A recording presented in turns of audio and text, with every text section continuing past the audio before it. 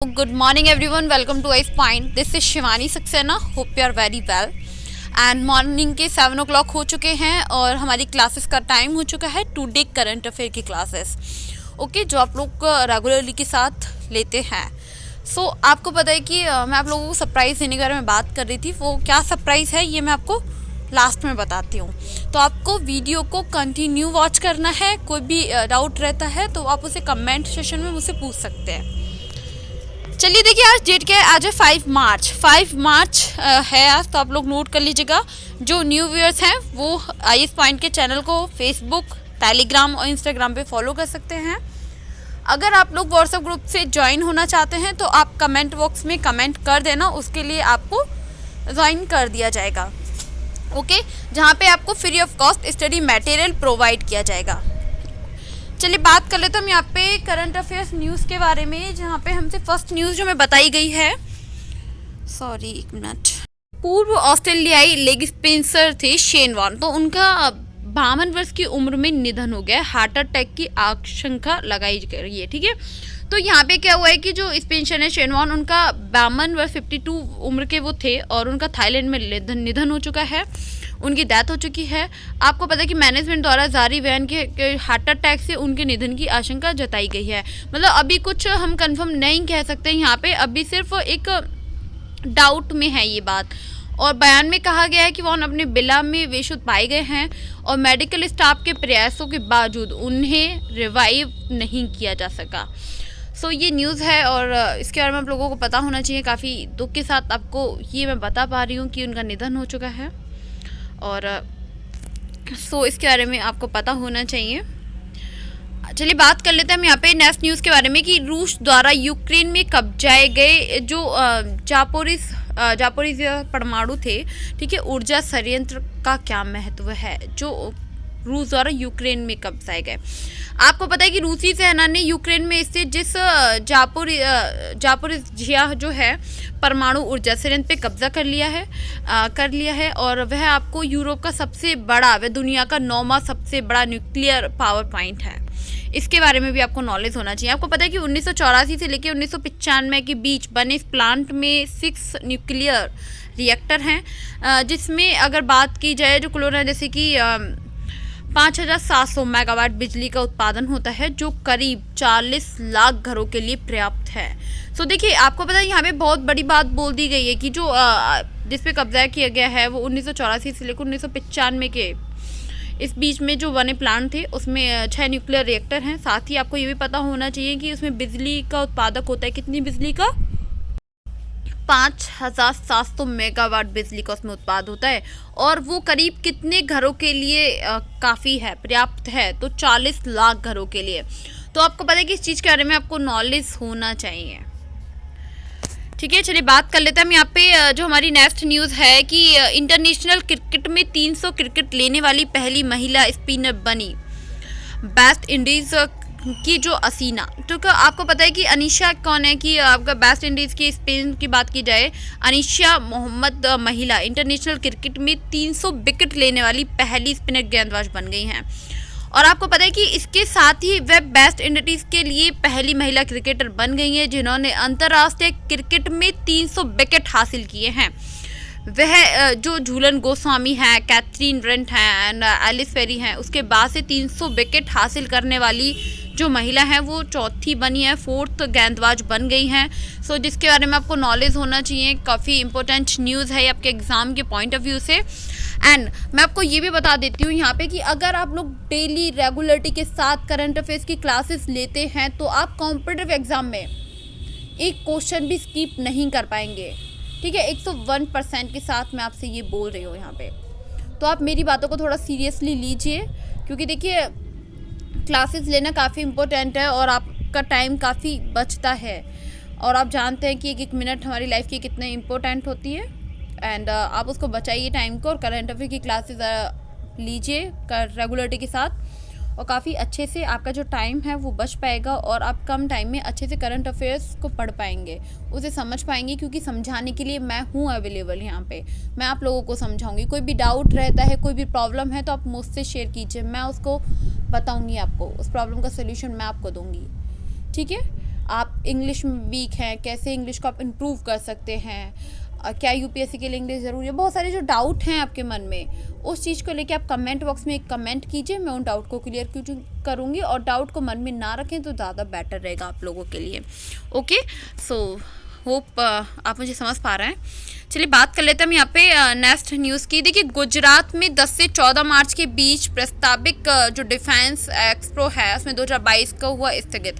आपको पता है कि रक्षा मंत्रालय के एक जो प्रवक्ता हैं बताया कि गांधीनगर गुजरात में है 10 से 14 मार्च के बीच क्या होगा, प्रस्तावित जो डिफेंस एक्सपो है उसमें 2022 को स्थगित किया गया है। और उसमें कहा गया है कि डिफेंस एक्सपो में जो प्रतिभागियों हैं उनके द्वारा अनुभव की जा रही जो लेजिस्लेटिव है उसमें दिक्कतों के कारण स्थगित को एक तरीके से किया गया है। साथ ही जो नई तारीखों के बारे में उचित समय पे सूचित किया जाएगा। तो देखिए, काफ़ी अच्छी न्यूज़, तो ये काफ़ी इंपॉर्टेंट न्यूज़ हो जाती है आपके एग्ज़ाम के पॉइंट ऑफ व्यू से कि जो भी अभी तो नेक्स्ट डेट कोई आई नहीं है और तभी आएगी तो आप सभी को सूचित कर दिया जाएगा। और आप लोगों को इधर उधर भटकने की कोई भी नीड नहीं है, क्योंकि मैं आप लोगों को करंट अफेयर की क्लास दे रही हूँ तो इसके बारे में नॉलेज भी आपको मैं दे दूँगी इजीली। सो आप लोग अगर रेगुलरिटी के साथ इसे फॉलो कर रहे हैं तो अब तक हर नॉलेज बहुत ही अच्छे से बहुत ईजीली पहुँच जाएगी। सो इसके लिए आपको ना गूगल पे जाने की नीड पड़ेगी, ना यूट्यूब पे कहीं सर्च करने की नीड पड़ेगी। आप अगर करंट अफेयर की क्लास रेगुलरिटी के साथ फॉलो करते हैं तो आप इसमें अच्छे से कवर कर लेंगे। चलिए बात कर लेते हैं हम यहाँ पे कि कौन है जेट एयरवेज के नई सीईओ संजीव कपूर। देखिए यहाँ पे क्वेश्चन मार्क, आपको पता है कि कौन है। चलिए बात कर लेते हैं। देखिए, विमानन कंपनी जेट एयरवेज के नए जो सीईओ हैं बनने वाले संजीव कपूर ब्राइटन स्कूल में MBA ग्रेजुएट हैं। उन्होंने 1997 में अमेरिका के नॉर्थ वेस्ट एयरलाइंस के साथ अपना एयरलाइन करियर शुरू किया था। कपूर नंबर जैसे 2013 से अक्टूबर 2015 के जो स्पाइस जेट सीईओ और मार्च 2016 से दिसंबर 2019 तक विस्तार मुख्य रणनीति और वाणिज्यिक अधिकारी रह चुके हैं। सो देखिए, इसके बारे में भी आपको नॉलेज होना चाहिए। काफ़ी इंपॉर्टेंट ये न्यूज़ है, काफ़ी नॉलेज लेवल पर्सन ये आपको बनाती है और साथ ही ये बहुत जनरल नॉलेज है जो आप लोगों को होना चाहिए। और इसके बाद तो यही है कि अगर आप लोग करंट अफेयर की क्लासेस फॉलो करते हैं रेगुलरिटी के साथ, सो आपको अच्छे से इंफॉर्मेशन होगी, ठीक है, आप इतनी अच्छी नॉलेज आपको हो जाएगी। सो चलिए बात कर लेते हैं यहाँ पे नेक्स्ट न्यूज़ की। देखिए, भारतीय सेना के पूर्व प्रमुख जो जनरल हैं SF रॉड्रिगेज, उसमें क्या है कि उनका 88 वर्ष की उम्र में उनका निधन हो गया है। और ये आपको पता होना चाहिए। आपको पता है कि भारतीय सेना के जो पूर्व प्रमुख जनरल सुनीत फ्रांसिस हैं, तो उन्होंने क्या होगी शुक्रवार को उनका निधन हो गया है। उनकी जो एज रही है वो 88 वर्ष के हैं, 88 वर्ष उनकी उम्र है। आपको पता है कि वह 1990 से लेकर 1993 तक भारतीय सेना में प्रमुख थे। भारतीय सेना के ट्वीट किया कि उन्हें एक विचारक रणनीतिकार के रूप में माना जाता था। वह अपने पीछे राष्ट्र के लिए समर्पण और सेवा के विरासत छोड़ गए हैं। आपको पता है कि आज वो हम लोगों के बीच नहीं रहे हैं, लेकिन उनके जो ग्रेट वर्क हैं, उनकी जो यादें हैं वो हमेशा हमारे दिल में रहेंगी, ठीक है, हमारे बीच रहेंगी। सो देखिए, यहाँ पे ऑलमोस्ट आपका करंट अफेयर्स है वो मैं आपको कवर करा चुकी हूँ। और अगर आप लोगों को कोई भी डाउट रहता है उसे कमेंट बॉक्स में क्लियर कर लेना। एंड अब आती है आपकी चांस आती है इम्पोर्टेंट करंट अफेयर्स क्वेश्चंस के बारे में, जो 5 होते हैं। बट कुछ टाइम मैं आपको करंट अफेयर्स के जो क्वेश्चन है वो नहीं बता पा रही थी, बट PDF मैंने आपको प्रोवाइड कराई है, ठीक है। PDF आपको IAS पॉइंट की टीम की तरफ से प्रोवाइड कराई जाती है नाइट में। सो आप उसको अगर देख रहे हैं तो आपको काफ़ी अच्छे से क्वेश्चंस वो पता चल गए होंगे और आपने उसको लर्न भी कर लिया होगा। देखिए, आपको पता है कि जो हमारा फर्स्ट क्वेश्चन है कि किस अंतर्राष्ट्रीय संस्था ने वैश्विक प्लास्टिक संधि का मसौदा तैयार करने के लिए एक जनादेश को मंजूरी दी है, ठीक है। ग्लोबल प्लास्टिक्स होते हैं, तो इसके बारे में आपको पता होना चाहिए। चलिए बात कर लेते हैं। संयुक्त राष्ट्र पर्यावरण सभा ने इसको मंजूरी दी है, ओके। सो चलिए बात कर लेते हैं। यहाँ पे आपको पता है कि 175 सदस्य देश के साथ संयुक्त राष्ट्र पर्यावरण सभा ने एक जनादेश पर हस्ताक्षर किए और प्लास्टिक प्रदूषण को समाप्त करने के लिए हस्ताक्षरकर्ताओं के लिए कानूनी रूप से बाध्यकारी है। अगले 2 वर्षों में वैश्विक प्लास्टिक संधि को मौजूदा तैयार किया जाएगा और उसकी पुष्टि की जाएगी। और ये जनादेश जो प्लास्टिक उत्पादन से निपटने और जो प्लास्टिक के लिए जहरीले जो बोझ है उसको दूर करने के लिए उपायों की सिफारिश करता है। सो देखिए, ये बहुत ज़्यादा इम्पोर्टेंट न्यूज़ है जिसके बारे में आप लोगों को नॉलेज होना ही चाहिए। आपको पता है कि इस पे हस्ताक्षर किए गए, सिग्नेचर कर दिए गए हैं और ये काफ़ी बड़ा कदम उठाया जा रहा है और अगर हम लोग भी इसका सपोर्ट करते हैं तो काफ़ी अच्छा रहेगा। प्लास्टिक, आपको पता है कि प्लास्टिक के लिए पहले भी ये आया था कि प्लास्टिक कम यूज़ कीजिए। सो आपको पता है कि जैसे पॉलीथीन वगैरह भी है, उसका भी जो यूज़ किया जाता है वो भी हमारे लिए ठीक नहीं है, हानिकारक है। जो प्रदूषण हो रहा है वो काफ़ी हानिकारक होता है और जो हमारी बॉडी है उसको भी आप मतलब इससे बहुत सारी जो प्रॉब्लम्स हैं वो क्रिएट होती हैं। सो इसके बारे में अच्छे से आपको नॉलेज होगा ही। तो चलिए बात कर लेते हैं हम यहाँ पे। जो हमारा नेक्स्ट क्वेश्चन है, देखिए कि how India's view and gender जो रूल्स है इन फैमिलीज एंड सोसाइटी किस संस्था द्वारा जारी की गई है एक रिपोर्ट। ये देखिए प्यू रिसर्च सेंटर पे इसको जारी किया गया है। देखिए यहाँ पे क्या हुआ है कि जो ब्रेशिंग गठन है जैसे कि डीसी वेस्टर एंड गैर लाभकारी जो संस्था होती हैं प्यू रिसर्च सेंटर, अगर बात की जाए इसमें कि 29,999 भारतीय जो वेस्ट के सर्वेक्षण आधार पे कि how India views and gender rules in a families and society. तो देखिए शीर्षक की एक रिपोर्ट में जारी की है कि इस रिपोर्ट के अनुसार 55% भारतीयों का मानना है कि पुरुष और महिलाएं समान रूप से अच्छे राजनीतिक नेता हैं और 34% लोगों का कहना है कि बच्चों की देखभाल मुख्य रूप से महिलाओं द्वारा की जानी चाहिए और 43% का मानना है कि आय अर्जित करना पुरुषों का दायित्व है। सो देखिए ये क्वेश्चन आपके माइंड में चल रहा होगा और अच्छा भी है कि आपके माइंड में ये चीज़ें अभी से मतलब क्वेश्चन को सुनते ही आपके माइंड में आ रहा है कि क्या सही है क्या गलत है। तो इस चीज़ को आप सोचें समझें कि क्या आपको पता है कि जैसे कि यहाँ पे बोला गया 29,000, आप मान लीजिए कि 30 के अप्रॉक्स ही हैं, 30,000 के अप्रॉक्स। और साथ ही जैसे कि 55% लोगों ने यही बोला है कि जो पुरुष और जो महिलाएं होती हैं वो समान रूप से एक अच्छे राजनीतिक जो नेता रहे हैं और अभी भी हैं। साथ ही जो 34% बच्चों का कहना है कि ये जो बच्चों की देखभाल है मुख्य रूप से महिलाओं द्वारा की जानी चाहिए। देखिए बच्चों की जो देखभाल है वो कोई भी कर सकता है। माँ बहुत अच्छे से देखभाल करती है बच्चों की। लेकिन बहुत सारे फादर बहुत अच्छे होते हैं वर्ल्ड में जो बच्चों की काफ़ी अच्छे से देखभाल कर सकते हैं। लेकिन ये एक कम परसेंट होते हैं, वो अपनी जगह सब कुछ ठीक है यहाँ पे। और बाकी का कोई भी इसको लेके नेक्स्ट अपडेट होगी वो अब तक पहुँचा दी जाएगी। अगर आप लोगों का कोई भी डाउट है इस क्वेश्चन को लेके, अगर आपके मन में कोई भी बात है तो आप उसे मुझे कमेंट बॉक्स में बता सकते हैं, ठीक है, उसके ऊपर बात की जाएगी। देखिए जो आपका थर्ड क्वेश्चन है यहाँ पे आपसे पूछा गया है कि convention of cluster and munitions पर कब हस्ताक्षर किए गए थे। तो ये क्वेश्चन बहुत ज़्यादा इम्पोर्टेंट हो जाता है आप लोगों के लिए, कब किए गए थे, यू नो व्हाट अबाउट कि कब किए गए थे। देखिए 2008 में इस पे हस्ताक्षर किए गए थे। ये इंपॉर्टेंट क्वेश्चन हो जाता है आपके कॉम्पिटिटिव एग्जाम के अकॉर्डिंग, तो आपको इसके बारे में अच्छे से नॉलेज होना चाहिए। देखिए इसको जान लेते हैं हम लोग स्टार्टिंग से, डेट्स मीन इसका एनालिसिस कर लेते हैं क्वेश्चन को। आपको पता है कि मई 2008 में 107 देशों ने क्लस्टर हथियारों को प्रतिबंध करने के लिए एक अंतर्राष्ट्रीय संधि पे हस्ताक्षर किए थे। किस लिए किए थे? जो क्लस्टर हथियार हैं, हथियार मीन्स जानते हैं, उसको प्रतिबंध बैन करने के लिए क्या किया था, हस्ताक्षर किए थे, जिसका नाम था कन्वेंशन क्लस्टर एंड म्यूनिशंस। आपको पता है कि हाल ही में रूस और यूक्रेन में विरोध है युद्ध में क्लस्टर बम एंड वैक्यूम बम इस्तेमाल करने का आरोप लगा है। और इस कन्वेंशन के अनुसार क्लस्टर हथियार जैसे कि आपका 20 किलोग्राम के कम वजन वाले जो विस्फोटक होते हैं ना, कि म्यूनिशन एंड जारी करते हैं, और गैर सटीक जो हथियार होते हैं एक बड़े क्षेत्र में मनुष्य को घायल करने या मारने के लिए डिज़ाइन किए जाते हैं। तो देखिए ये क्वेश्चन यहाँ पे सीधे सीधे जो यहाँ पे क्वेश्चन है ये किस वे में बोला गया है, किस वे में इसको बनाया गया है कि ये जो हथियार हैं जिसको हस्ताक्षर किए गए थे जो 2008 में, किस चीज़ को बैन किया जाना चाहिए, ठीक है, इसके लिए हस्ताक्षर किए गए थे 2008 में। लेकिन अभी भी जो यूक्रेन और जो रूस है उसके बीच जो विरोध हो रहा है, युद्ध हो रहा है, तो उसमें इस चीज़ का यूज़ किया गया है। इस चीज़ का यूज़ करने के आरोप लगाए गए हैं। अब इसका कोई कन्फर्म नहीं है लेकिन अभी आरोप लगाए गए हैं। जो भी इसकी नेक्स्ट अपडेट होगी वो आप तक बहुत जल्दी पहुंच जाएगी।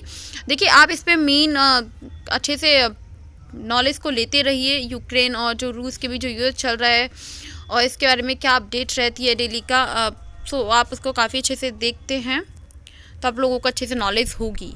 चलिए बात कर लेते हैं यहाँ पे। अब किसी ने ये नहीं सोचा होगा कि आप न्यूज़ तो सब लोग देख रहे हैं मोस्टली कि यूक्रेन और रूस में ये हो रहा है, आज ये हुआ, ये हथियार का ये हुआ वो हुआ, मतलब बहुत सारी न्यूज़ की आज भारतीय ये छात्र की डेथ हुई, वहाँ पे मारा गया और एक मतलब 2 भारतीय जो मारे गए हैं जो मेडिकल से थे। तो आपको इस चीज़ के बारे में नॉलेज है, आपको ये भी पता होगा कि यहाँ पे आरोप लगाया गया है इन चीज़ों को, हथियारों को यूज़ करने का, लेकिन किसी को ये पता था कि इस पे बैन करने के लिए हस्ताक्षर हो चुके हैं और कब हुए थे।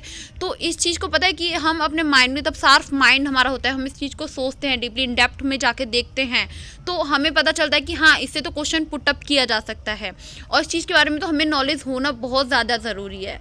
तो चीज़ों को सिर्फ ये मत देखिए कि यहाँ ये हो रहा है वहाँ ये हो रहा है, कुछ चीज़ें ऐसी होती हैं जो हमारे क्वेश्चन बन जाती हैं, हमारे लिए हिस्ट्री बन जाती हैं, जो हमारे एग्ज़ाम में पूछी जाती हैं।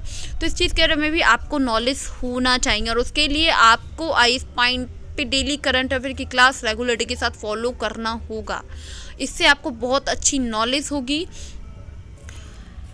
चलिए बात कर लेते हैं हम यहाँ पे जो हमारा नेक्स्ट न्यूज़ है। देखिए सरकार के आधिकारिक आंकड़ों के अनुसार भारत में कोविड से प्रभावित बच्चों की संख्या कितनी है? 1.54 लाख।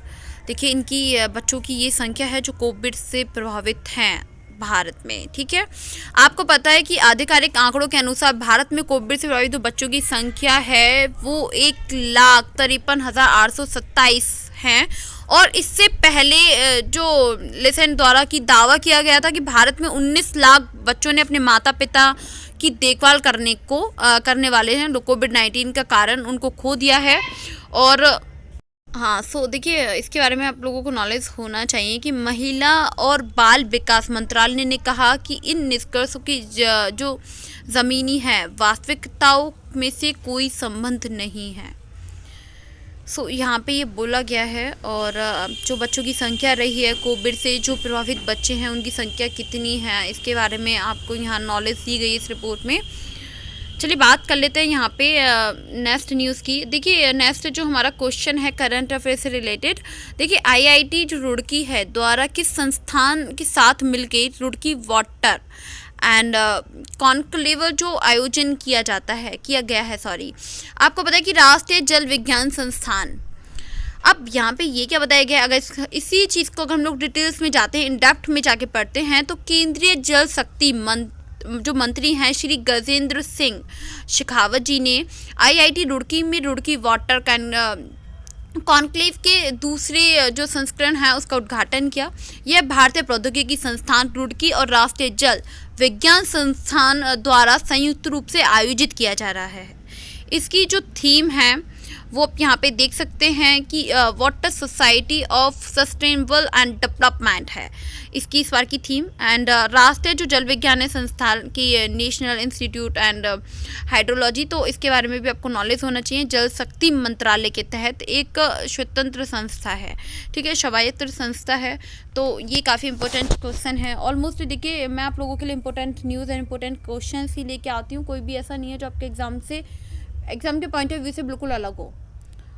तो इसीलिए आपको डेली मैं आपसे बार बार यही बोलती हूँ कि डेली रेगुलरिटी के साथ क्लास को फॉलो कीजिए, क्योंकि तब मैं व्यूज़ देखती हूँ तो मुझे थोड़ा अच्छा फील नहीं होता है ये सोच के कि मैं इतनी मेहनत से आप लोगों के लिए करंट अफेयर्स रेडी करती हूँ, मैं आपको लेके आती हूँ और मेरा पता है बहुत मन करता है आपको नॉलेज हो। मुझे बहुत अच्छा लगता है ये जान के कि आप मेरी करंट अफेयर्स की क्लास को डेली रेगुलरिटी के साथ फॉलो करते हैं और प्लस आप वो उसको जो क्वेश्चन मैं बताती हूँ आप उसको लर्न भी करते हैं। तो ये मुझे जान के बहुत अच्छा लगेगा अगर आप लोग मुझे कमेंट बॉक्स में बताएंगे और मेरी क्लास को डेली रेगुलरिटी के साथ आप उसे फॉलो करेंगे। वैसे वो आपके ऊपर डिपेंड करता है। देखिए लाइफ में अगर आपको आगे बढ़ना है, अगर आपको देखिए यही उम्र होती है, ये जो हमारी एज है, तो उसके अकॉर्डिंग अगर आपको लाइफ में कुछ करना है तो करिए, क्योंकि आगे कंपटीशन अगर आप देखें तो कंपटीशन डे बाय डे बढ़ता ही जा रहा है, इंक्रीज़ होता जा रहा है, ठीक है। और वो डिक्रीज़ नहीं होगा, वो इंक्रीज़ ही होगा डे बाई डे। और इसके लिए आप मेहनत कीजिए, आपको बहुत मेहनत करनी होगी, तब जाके आपको सफलता मिलेगी। और उसके लिए आपको रेगुलरिटी बहुत ज़्यादा इम्पोर्टेंट है। और अब किसी भी काम में रेगुलरिटी नहीं होती है तो काम ठीक से कंप्लीट नहीं हो पाता है। और ये चीज़ एग्ज़ाम्पल आप खुद भी हो सकते हैं, अपनी लाइफ के कुछ एग्जांपल आप ले सकते हैं और उसको देखिए। अगर आप लोगों को कोई भी डाउट है तो आप उसे कमेंट बॉक्स में क्लियर कर सकते हैं। एंड हाँ, उर्वशी, आपने मुझसे पूछा था कि मैम आप मुझे सरप्राइज़ मतलब सरप्राइज़ देने वाले थे आप, तो क्या सरप्राइज़ है? देखिए, सरप्राइज़ ये है कि आप लोगों की जो भी डाउट रहते हैं, आप डिमोटिवेट होते हैं, कभी कभी आपको मोरल इतना डाउन हो जाता है कि आपसे लगता है कि नहीं, अब मेरे से कुछ नहीं होगा, अब जो मेरी जो हिम्मत है वो खुद से ही हारने लगी है। तो इस चीज़ को, आपका जो मोरल डाउन होता है, आप डिमोटिवेट होते हैं, आपको एग्ज़ाम पैटर्न को लेके कन्फ्यूज़न होता है, बहुत सारे जो आपके मन में डाउट होते हैं एग्ज़ाम को लेके, सक्सेस को लेके, लाइफ जो रियल लाइफ प्रॉब्लम्स होती हैं उनको कैसे फेस करना है, क्या करना है, तो उस सारे डाउट्स को क्लियर करने के लिए मैंने सोचा था कि मैं एक दिन लाइव आऊँगी और आपके जो सारे डाउट्स हैं वो मैं क्लियर करूँगी। तो इसके लिए आप लोग पहले से ही, आप लोग जो भी आपके डाउट्स हैं जो आपको मुझसे पूछना है वो क्वेश्चंस आप रेडी कर लेना, क्योंकि 1 या 2 दिन में मैं लाइव आने का प्लान बनाती हूँ और मैं लाइव आऊँगी इवनिंग के टाइम, और उसके बाद से जो आपके सारे डाउट्स हैं मैं उसको क्लियर करूँगी। ओके, सो आप लोगों को कोई भी डाउट है तो आप उसको एक पेपर पे नोट कर लीजिएगा। एंड फिर तब मैं लाइव आऊँगी तो आप मुझसे उन डाउट्स को क्लियर कर लेना। Okay, so thank you so much for watching this video, and thanks again. Bye bye, take care.